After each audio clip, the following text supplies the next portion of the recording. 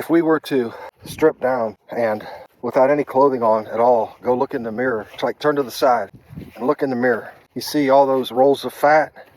You see those skinny little legs and that big fat belly and that rolls of fat around your waist. That's you spiritually. That's me spiritually. That's us spiritually. We think we're spiritual giants. Come on, Gunner. There he goes. We think we're spiritual giants, but we're really, how can we be spiritual giants, but we're physically unfit? We're physically a fat blob. You know, and I'm not saying this to be demeaning or anything like that, because I'm overweight and I need to lose some weight. Probably every American in this country does. But I was sitting here thinking about what I heard a preacher say many years ago. You know, I take heed when preachers in my lifetime, I've tuned in to certain ones, and he said this. He told us young preachers. He said, because we were there's a lot of preachers that were preaching about the fat ladies in the church. You know, young preachers without any wisdom. They were preaching about the fat women in the church, the overweight women. And they were doing it as young novices, so to speak, who really could not address some of the older, mature women that had overweight issues, you know, and they were getting up behind the pulpit and approaching it in such a novice manner. Their time behind the pulpit was filled up with preaching against fat. My pastor, at one of our fellowship meetings, he made the statement. He said, some of you preachers are wasting your ministries fighting against fat. He said, if you're going to fight fat, get out of the ministry and fight fat. But if you're going to fight the devil, you know, and then get busy doing that. A lot of times us preachers fight things that are temporal.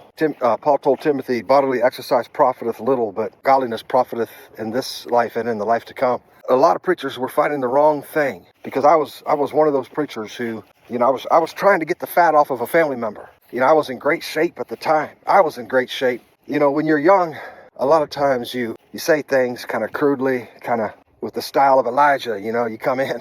I was trying to help a family member fight fat. And I said things, you know, if you quit eating this, quit doing that, maybe you won't be so fat. And when I would see him, you know, I'd make him do sit-ups and push-ups and stuff. But I guess I overstepped my bounds, and it had gotten back to our pastor, who got wind of it. And this is where part of the story came in about fighting fat. If you're going to fight fat, get out of the ministry. Whew, got to catch my breath. Walking down this long road right here.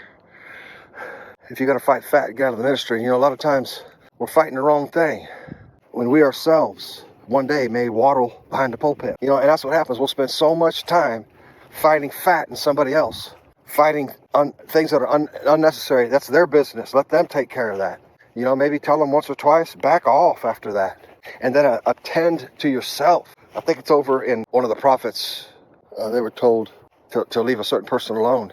Leave them alone, because I can't remember the name, because he joined himself to his idols.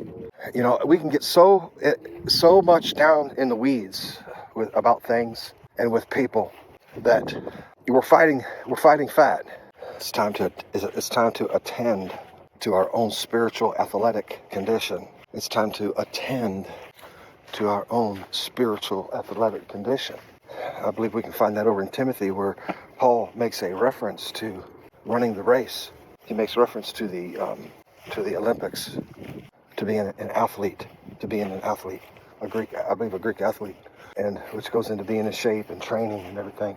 It's time to attend to our own spiritual athletic condition.